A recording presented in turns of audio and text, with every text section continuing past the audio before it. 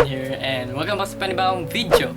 So, nakita niyo naman title pati yung thumbnail na nakatanggap ako ng isang package. So, ang natanggap ko ay syempre walang iba kundi ang panibago kong microphone. Yes! Oh my god! Dumating na yung microphone ko, guys. Bali, bumili ako sa Lazada. Umorder ako sa Lazada ng June 30.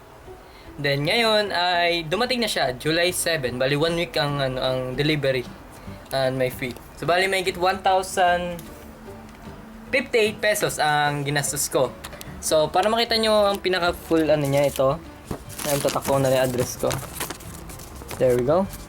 So ayan guys, yan COD.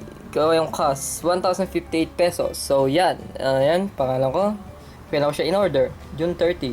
Then dumating siya June, puta ko yan. June 30, tama, June 30 nga. Ayan. So, Lazada Seller Center, Tabao, yan. So, mga address yan.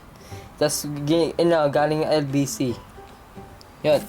So, yun yung pinaka niya guys. At ito na siya. It's pretty amazing. So, papakita ko na guys, bubuksan natin siya ngayon. So, tatapat ko lang dyan yan. Then, kunin ko lang yung ilaw ko. Tapos, sagay natin dyan. Yan! Okay. Bali, tripod ko na lang siya. Teka lang. Okay guys, so meron ako dito ngayon. So, gagamitin natin ang cutter para mabuksan natin siya. So, tingnan natin. At ang ganda ng wrapper niya guys. Bubble wrap siya.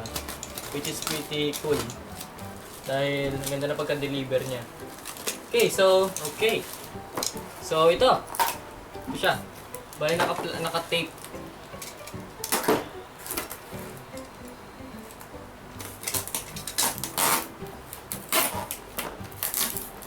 Really smooth, like wow. So, meron tayo ang microphone stand. Oh, there we go. Recorder microphone stand. Yan. There we go. So, yan yung picture niya guys. Okay. Then, sumunod ay yung condenser studio microphone. It's black. Color black. Okay. Ganda ng box. Okay. Yung manual ng BM800 na mic. Yeah. BM800. And some notes, which is, I don't know what it is. Okay, now, here we are. We have the microphone. We have the 3 meter jack, which is here. Meron tayong 3mm jack. Then we have the wind foam. Here you go. Then we have the microphone stand, which is pretty amazing. The microphone stand. And meron naman tayo yung pinaka mic niya, which is the BM800. Grabe guys, ang niya, it's metallic na halatang hindi siya talaga cheap na pag binili mo. Microphone clip. Which is, hindi siya kasya, kaya hindi ko gagamitin yan. Gagamitin natin yung shock mount ng mic mismo. Okay, so ito yung metal para sa table. Then, ito naman yung pinaka microphone stand niya. There, pinaka microphone. Okay, so ikabit na natin. So guys, isimulan natin ikabit. So una ikakabit muna natin ay yung pinaka microphone stand, which is here. Yung pinaka microphone stand. There we go. So ikakabit na natin ngayon. So kailangan natin i-clip right here.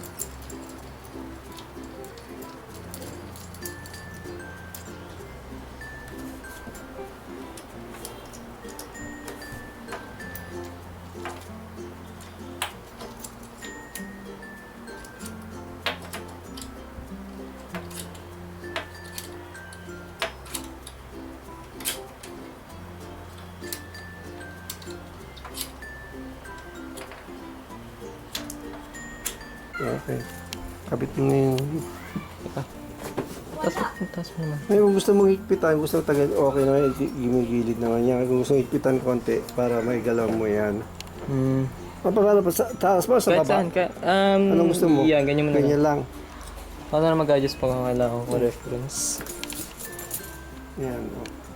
So guys, naisaksak ko na siya at okay naman yung ano naman siya. Bali, ang nagka-problema lang dito sa may hawakan dito. Bali, hindi kasya yung pinaka-screw kaya binarena ng papa ko pa para lang magkasya sila. So bali, yun ang pinaka ano natin, itsura natin. Yun yung dalawang box. Ayan. So bali, yan yung pinaka setup ng mic. Ayan yung pinaka mic. So pag tinanggal natin yung mic, makikita natin yung pinaka mic. My god. Yung pinaka microphone, ayan. So bali, yan yung pinaka microphone niya pag nakita natin. At ito. Yeah. Yan ay BM800. So, and 3.5mm jacks. So, punta naman tayo sa sound test. Okay guys, so ngayon ay nagsasalita ngayon sa BM800 ng directly. Wala siyang editing. Yung pinaka microphone level niya ay 90% and yung microphone boost niya ay 20 dB. So, ito ang pinaka sound test niya na wala siyang editing. Sound check. 1, 2, 3. Sound check. Okay guys, ngayon ay nagsasalita ako sa BM800 na ang microphone volume ay 90 and then yung microphone boost naman ay 20 dB. So, ito ay with editing, with noise reduction, compressor, equalization, limiter, and normalize. Sound check. Sound check. Test 1, 2, 3. 1, 2, 3. So, yun lang guys. Ngayon naman ay wala naman yung pinaka wind foam niya. Tinanggal ko. So, bali, ito ang pinaka sound niya kapag wala namang wind foam. So, yun lang guys. Sana naman na-enjoy nyo. Kung na-enjoy nyo, please mag-give lang kayo ng like dyan. Appreciate ko naman yun. And, kung gusto nyo bilhin tong microphone ay nasa link in the description kung magkano siya at kung saan nyo siya mabibili. And, subscribe na kayo para makasali guys sa Team Christianity. At kung bibigyan ko to ng rating, it will be 9/10. Dahil yung pinakahawakan niya, yung hindi compatible. So, yun lang guys. Appear. Stay crispy.